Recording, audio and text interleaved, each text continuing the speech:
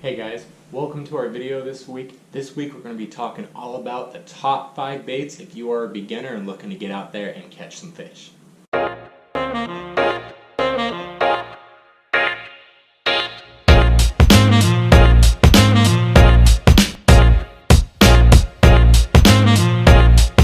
So first off guys, we're not going to go too in depth with our first bait as we already did a pretty long video explaining how to rig this, how to fish it, etc.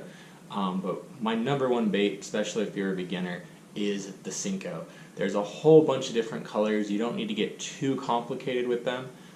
If you're going to get 3 colors, what I would suggest is getting one of the green pumpkins. This is a green pumpkin with red flake, which I like a lot. The shad color I'm a really big fan of, and then if you're in really murky conditions, the black and blue is absolutely phenomenal. So it just kind of depends on the conditions where you're fishing in.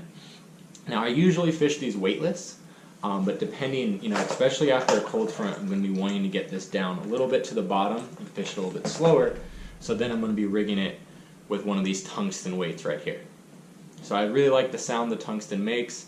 You also don't have to worry about lead, so it's a really awesome one. And then I do have bigger lead weights if I'm trying to puncture through brush or anything like that. Always the rule with weights is you want to go as light as possible. If there's a lot of wind, you're going to have to go with a heavier weight when you're fishing a Texas rig, and there's a whole bunch of different ways to fish this, but when you're starting out, simple Texas rig, you're going to catch a whole bunch of fish, and people will tell you you're not going to catch big fish with this. The truth is you're going to catch everything. You're going to catch a lot of small fish with this, but you also have the potential to catch some really big fish. My personal best bass ever was actually caught on a Senko, so it's just one of those really fun baits if you want to get out there and catch some fish. This is an absolutely phenomenal bait. Now guys, just because we're talking about these 5 baits doesn't mean that these are the only 5 that are going to catch fish if you're a beginner. These are just 5 of the easiest baits. So moving on to number 2 in the topwater category, we're going to have the Whopper Plopper. Now there are a ton of different topwaters on the market. You got poppers, you got walking baits, you got buzz baits, you got Whopper Ploppers, you got a ton of different ones. And some of them are a little more technical how to fish, your walking baits and stuff like that. But if you're looking for a simple bait that you just crank it on in, the Whopper Plopper is phenomenal. So when I like to throw these compared to a buzz bait, because they are really similar, the Whopper Plopper really shines around fall when your vegetation is starting to die off, because obviously this is not weedless. So you're not going to want to rip it through grass like you would a buzz bait, but you can fish it on top of that dying grass, and these fish just absolutely love these. I really like them in fall, but I've caught fish on these year round, and they come in all sorts of different sizes. So this right here is the 110, and one of the things we always talk about is about matching the hatch. So if you got really small bait fish, you might want to go with a 75 even. This is one of my favorite colors, just the bone white. They also have a clear shad one, which is phenomenal if you're on ultra clear water.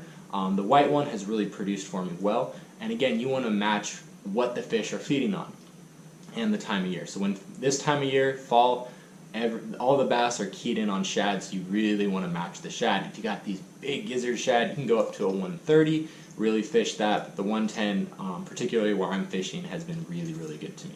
And all you do when you fish these, you throw them out. They're really easy to cast. You get really long casts out of them, and you just crank them in. Try different speeds, and you're going to find the speed that the bass are wanting that day. And then you can also try incorporating short pauses. These actually float compared to something like a buzz bait. So when you pause it, you don't have to worry about it sinking. It's just going to sit there for a second, and I catch a lot of fish on that quick pause. So moving on, guys, now we're going to be talking about swim baits. There are all sorts of different swim baits out there. Personally, this is the Speed Shad by Bass Pro Shop. I really like this color when it's a little bit murky, but not ridiculously where you can't see. So usually if you take a bait and you put it down and you can see it 3 feet down, that's when I like to throw this particular color. I really like a little bit of chartreuse in it,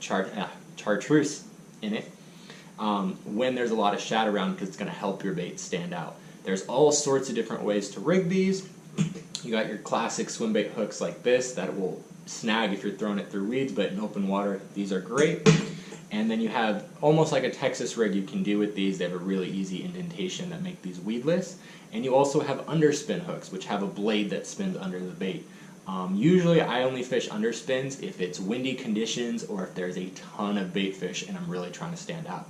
Because if you're fishing around 1,000 shad, your bait is just going to look like one of the other 1,000 shads. You want to try to get it to stand out. But when there's a little bit of wind, and say you're fishing a point with a mud line, underspins are absolutely deadly. These guys are really simple to fish. I use these even in salt water. I do the big hammer when I'm in salt water. But typically the way I like to fish these is I do 3 cranks, let them fall to the bottom. And you can always try different things and see what's working. When you're fishing a cold front or in winter, you can just crawl these across the bottom. Tail will just float and you will just nudge it across the bottom, doing a real simple, slow retrieve. On these, I do like to fish light lines, usually when I'm throwing this particular, smaller swim bait, because I'm over here with a lot of clear water where I'm fishing. I'm going to do 6 pound. If you're in really murky water, you can obviously go a lot heavier, so it just kind of depends on where you're fishing. But really simple bait, a lot of fun to fish, and you'll catch a lot of fish on these. Now moving on, guys, there are all sorts of different crankbaits out there. The one thing with crankbaits is when you're fishing, sometimes you got to worry, do you want a lip, do you want a square bill, do you want a deep diving one, do you want a shallow one? Because with cranks, when you're fishing crankbaits like this, you're really trying to crawl this, not this one here, but the small one, you're trying to crawl this across the bottom. So it's making a lot of noise, and those are easy to fish. But you need a lot of different ones because you're trying to match the depth you're fishing in. So if you want something that's just really simple to fish, I love these lipless crankbaits. I've even caught catfish on this. You can see how torn up this bait is. I've caught all sorts of different smallmouth, largemouth, all sorts of different fish on these. Now, usually when I like to throw these, if it's dead calm, I'm not going to throw one that has a really loud sound. Usually with these, I like to fish when there's a little bit of wind. And the really fun thing about these is you can fish them on all depths. So you can start your retrieve right away, fish them right across the surface. You can let them sink to a bottom, fish them a little bit slower where they're just bouncing off rocks, and you can fish them mid-calm if the bass are suspended. So as compared to a traditional crankbait, you can cover a lot more water space very, very quickly, fish these at different depths, and find where those bass are hiding. Okay guys, now our final category. This is a really broad category, but I always suggest this. I still use this rig almost every time I'm out fishing. It works all year long, works in winter, works in summer, and you can really define this rig to find where the bass are, and it's super easy to fish, which is always fun. So what we're going to teach you guys right now is the drop shot rig. So now when it comes to fishing a drop shot rig, there's a lot of different setups that you have. So this right here is your traditional drop shot weight. So it's really simple to tie this on. It clips the line, and you just do a simple overhand knot. The rule of thumb, because there's also cannonball ones, is if I'm fishing in rocks, these slide out of rocks really easily, so I'm going to want to go with one of these longer ones. If I'm fishing through heavy weeds and I want to punch through, I'm going to use a cannonball. So how we rig the drop shot, take our rod right here, grab a little extra line. And this is a finesse technique, so you want to use lighter line. So typically, depending on the conditions, I always like 6 pound fluoroclear. You can also even go down to 4 pound, but 6 pound is usually what I fish with the fluoroclear or for fluorocarbon, depending on what I'm feeling that day. So we're going to take our hook.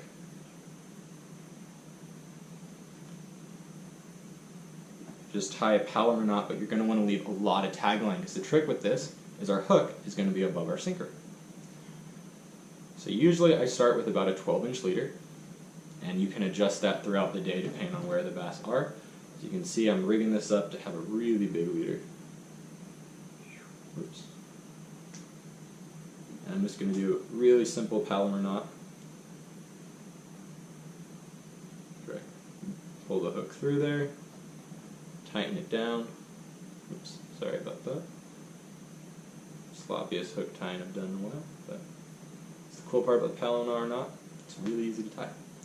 So now you have your hook, but what I like to do when I'm fishing a drop shot is I take my tag line and I go right back through the eye, just like that, which is going to help my hook stay upright like that. So the bait, when we rig it, is just going to be flipping along there. So this is an octopus hook right here. Normally it's just what I had available sitting right in front of me, but normally I like to use a #1 mosquito hook as my go-to drop shot weight. And there's all sorts of different baits you can use with this. So now we're going to attach our sinker real quick. And like I said, all you're going to do, pinch that sinker up the line, hide a very simple overhand knot, and voila. Now why we're not using a super heavy duty knot on this is if I get hung up for some reason when I'm fighting a fish, what's going to happen, the fish will be up here, sinker will get caught, the line will break here, and I'm still able to catch my fish. And this is one of my favorite techniques because you can feel everything. Because you don't have a sinker up here, you're directly tied to the hook. So any motion I do, the slightest wiggle of my rod is going to translate directly to that bait, and when that fish hits it, it's going to feel like a freight train. You're going to feel it almost every time. This is flat tail worms, some of my favorite drop shot baits, but you can fish anything. Flukes on these, even a Senko, and all you're going to do, you can do them Texas, but my favorite rigging is just to hook them through the nose like that, and voila. So as this is going to swim through the water, it's just going to bounce up and down as you wiggle your rod, and you get a lot of action. I like to fish this in clear water reservoirs. If you're having a really slow day or heavy pressure day or cold front, drop shot catches fish. So if you want to go on the lake and just catch some fish, this is probably my #1 go-to.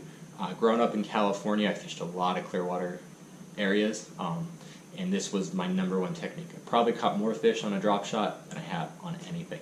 So really fun rig, really simple, guys. Those are my top 5 baits for a beginner, and remember, it doesn't mean you can't try other stuff, but if you want to get out, have some fun, catch some bass, those are my top 5 techniques. Thanks for watching, guys. Sorry about our break. We did take a little bit of a break due to some technical difficulties, but we'll be back out on the water filming. New videos drop every Sunday. If you enjoyed this video, make sure to hit that like button, hit that subscribe button, and I'll see you guys next time. Tight lines till then.